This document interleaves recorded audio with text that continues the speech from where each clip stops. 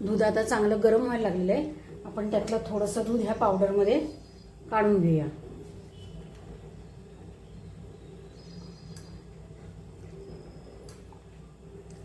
आता मी हे सगळं मिक्स करून घेते. आता आपलं दूध गरम झालेलं आहे. गॅसवरती कस्टर्ड पावडर सुद्धा पातळ करून घेतलेली आहे. आता ती मी ह्याच्यात ओतून घेते.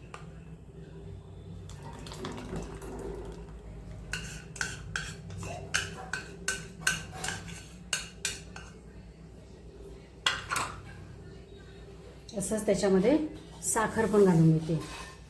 आता हे छान मी हलवून थोडंसं घट्ट होऊन देते. आपलं आता मिश्रण घट्ट व्हायला लागले. मी गॅस घालवते आणि साधारण कोमट झालं की डब्यामध्ये ओतून ठेवणार आहे.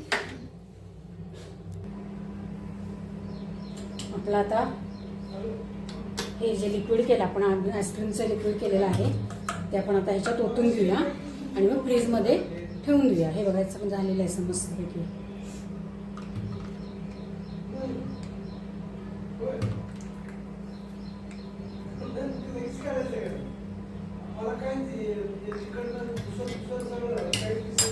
त्याच्यावर मी टुटी फ्रुटी घालून घेणार आहे.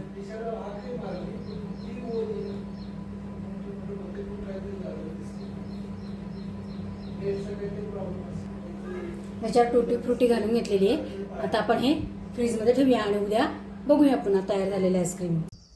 आपलं हे अशा पद्धतीने आईस्क्रीम तयार झालेलं आहे. मस्तपैकी गोल बघा कपात केलं होतं ते छान तयार झालेलं आहे. आणि हे डब्यामधले असं घरातलंच करायचं आणि मस्त राहायचं. लाईक शेअर आणि सबस्क्राईब करायचं.